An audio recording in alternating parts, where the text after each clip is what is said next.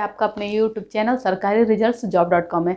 Friends, जैसा कि previous videos में हमने लेखपाल का कार्य एवं विभागीय जानकारियाँ में हमने 2 क्लासेस पूरी कर चुके हैं, ठीक है। तो अगर आप वो वीडियो नहीं देखे हैं या फिर कोई भी कन्फ्यूजन है तो हमारे डिस्क्रिप्शन में लिंक है, वहाँ जाके आप प्रीवियस वीडियो को पहले देखिए ताकि क्लियर हो आपको कॉन्सेप्ट, फिर हम आगे बढ़ते हैं, ठीक है। आज हम क्या पढ़ने वाले हैं?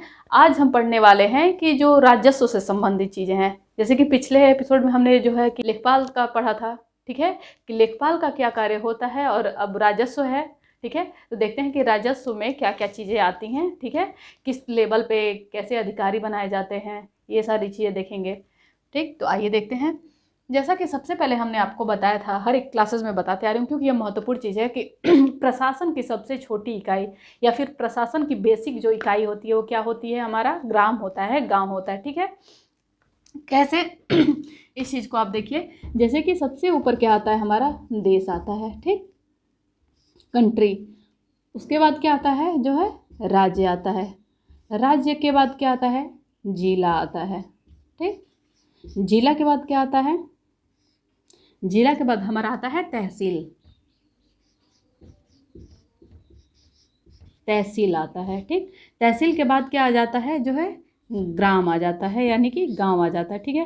तहसील को तालुका भी कहा जाता है, ये याद रखिए, ठीक है। ऑप्शन में कभी तहसील का ऑप्शन हो और तालुका लिखा हो तो आप कन्फ्यूजन में ना हो, तो इसको तालुका भी बोला जाता है।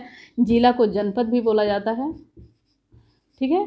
तो ये चीज़ें जाननी जरूरी है क्योंकि सबसे इस ऑल ओवर जो सबसे नीचे आ रही है क्या है? प्रशासन की सबसे छोटी इकाई है। क्या है? प्रशासन की सबसे छोटी इकाई।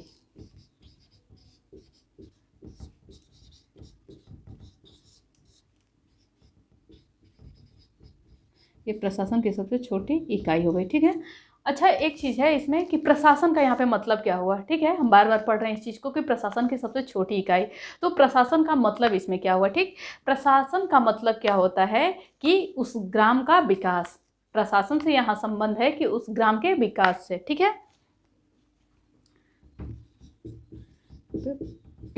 प्रशासन जो हुआ क्या हुआ कि विकास से संबंधित है। किस किस चीज़ के?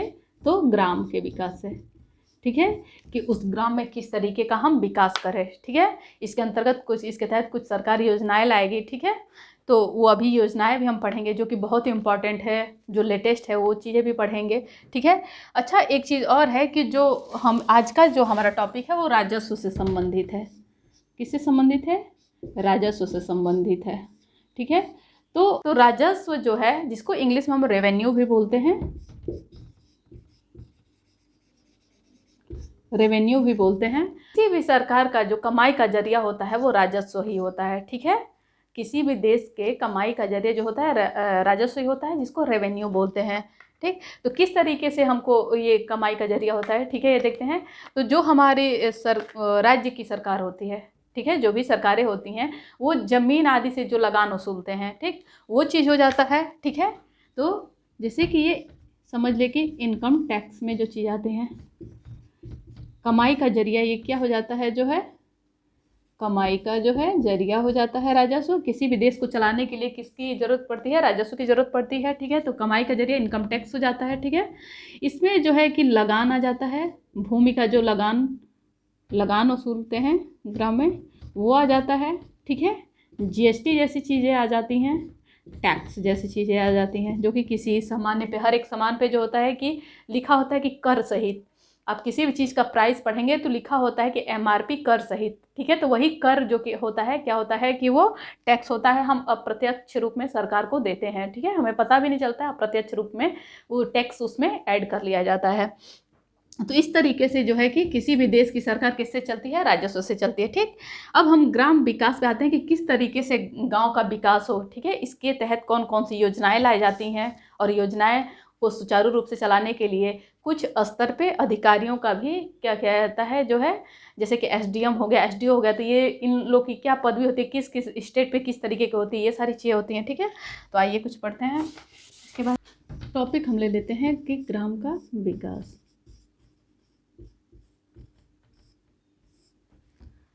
क्या पढ़ेंगे हम? प्रशासन में प्रशासन का मतलब ये होता है कि ग्राम का विकास प्रशासन के अंदर होता है, ठीक है।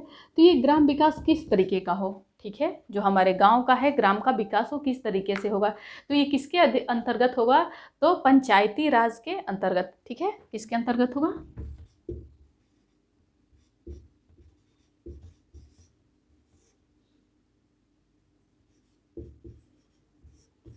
पंचायती राज के अंतर्गत होगा, ठीक है।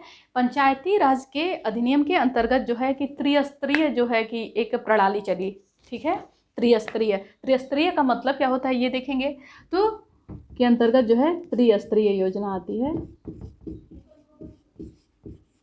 यानी कि 3 लेवलों पे जो है विकास की प्रक्रिया किसी भी गांव को विकसित करने के लिए, ठीक है, 3 स्तर पे जो है कि योजनाएं चलाई जाती हैं, उसको त्रिस्तरीय योजना कहते हैं या फिर व्यवस्था कहते हैं। तो इसमें पहला क्या आता है, सबसे पहला किसी भी गांव को विकास करना है तो सबसे पहले जिले स्तर पे कार्य किया जाता है, ठीक है, तो हो जाता है जिला, जिसको जनपद भी बोलते हैं, ठीक है। दूसरे पे आ जाता है जो खंड बोलते हैं, खंड, जिसको ब्लॉक भी बोलते हैं, ब्लॉक भी बोलते हैं, बहुत सारे जगह इसको प्रखंड भी बोला जाता है, एक ही चीज़ है, ठीक है। तो दूसरे लेवल पे क्या आ गया, ब्लॉक जो हो गया, ठीक है, जिसको खंड भी बोलते हैं। तीसरे नंबर पे क्या आ जाता है हमारा, ग्राम विकास आ जाता है, ठीक है, क्या आ जाता है, ग्राम विकास आ जाता है। इस तरीके का विकास किस तरीके का हो, तो पहले जिला स्तर पे हो, ठीक है, फिर ब्लॉक स्तर पे हो, तब जाके हमारा ग्राम का जो विकास है वो क्या होता है, जो है ठीक तरीके से कार्य कर पाता है। तो इस तरीके से ग्राम विकास होता है।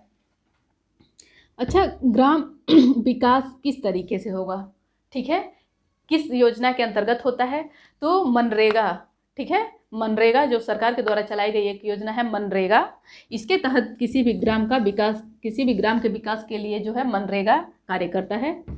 तो मनरेगा के अंतर्गत जो है कि ग्राम विकास होता है, ठीक है, मनरेगा के अंदर होता है। अब आइए देखते हैं कि कौन सा अधिनियम था, ठीक है, विकास का।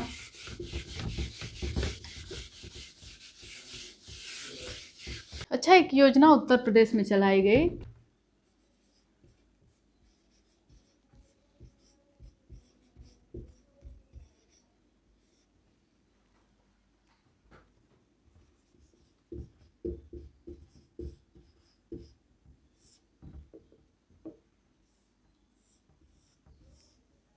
एक हमारा जो अधिनियम चला गया उत्तर प्रदेश राजस्व संहिता 2006, ये उत्तर प्रदेश के जो है कि राजस्व अधिनियम से संबंधित सबसे लेटेस्ट योजना, नई योजना है, ठीक है, जो कि किसने चलाए, जिसका नाम क्या है, उत्तर प्रदेश राजस्व संहिता 2006, ठीक है। अच्छा, इसमें कुछ संशोधन भी किए गए, ठीक है। तो आता है कि उत्तर प्रदेश राजस्व संहिता में संशोधन, तो ये आप बताएंगे कि 2016 में इसमें कुछ संशोधन करके इसमें कुछ सुधार किए गए, ठीक है, जो जो कमियां दिखी उनमें कुछ कुछ सुधार किए गए, तो उसके लिए जो है संशोधन हुआ था 2016 में। 2006 में ये संहिता है और 2016 में इसका संशोधन है, ठीक है। ये उत्तर प्रदेश राजस्व अधिनियम से संबंधित क्या है, लेटेस्ट जो है हमारी योजना है, ठीक है, लेटेस्ट अधिनियम है। तो इसमें क्या है आइए देखते हैं, इसको इंग्लिश में क्या बोलेंगे, यूपी रेवेन्यू कोड 2006, इसको इंग्लिश में बोलेंगे यूपी रेवेन्यू कोड 2006, ठीक है। तो इसमें क्या क्या, इसके अंतर्गत क्या क्या आती है, उत्तर प्रदेश राजस्व संहिता में क्या क्या चीज़ें हैं, तो ये जो है प्रशासन से संबंधित, इसमें प्रदेश स्तर पे जो है राजस्व परिषद का गठन जो है दिया गया है,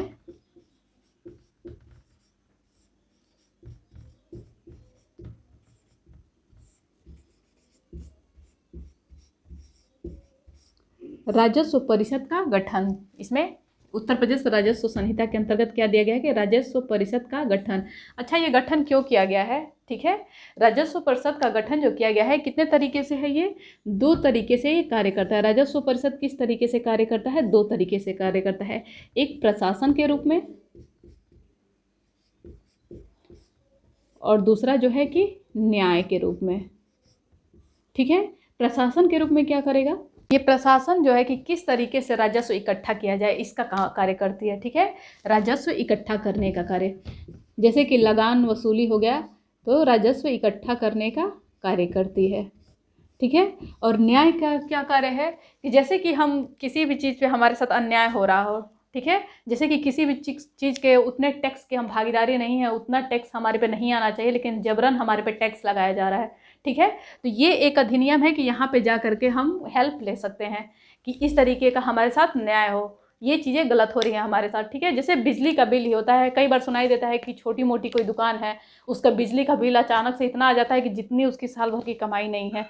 तो इस तरीके से तो वो कहाँ क्या करेगा, यहाँ पे न्याय की व्यवस्था भी दी गई है, इसके अंतर्गत उसके साथ न्याय किया जाएगा, ठीक है। यहाँ पे न्याय की गुहार लगा सकता है और उसके हेल्प भी की जाती है। तो इस तरीके से सारी चीज़ें हो गई। अब हम इसके बाद देखेंगे कि किस स्तर पे, जैसे कि मंडल स्तर हो गया, स्तर और अधिकारी, ये बहुत ही इम्पोर्टेंट जो है टॉपिक है, जो कि मैं आपको अब नेक्स्ट जो है वीडियो में आपको बताऊंगी कि स्तर और उसके अधिकारी किस स्तर पे कौन से, जैसे मंडल के कौन से अधिकारी रहेंगे, ठीक है, डीएम एसडीएम इन सबों की उपाधियाँ किस किस स्तर पे कैसे होती हैं, ये सारी चीज़ें नेक्स्ट वीडियो में चलेंगी। उसको देखने के लिए वेट करिए। Thank you for watching this video. और अगर हमारी वीडियो पसंद आती है तो प्लीज़ लाइक एंड सब्सक्राइब जरूर करें। Thank you for watching this video.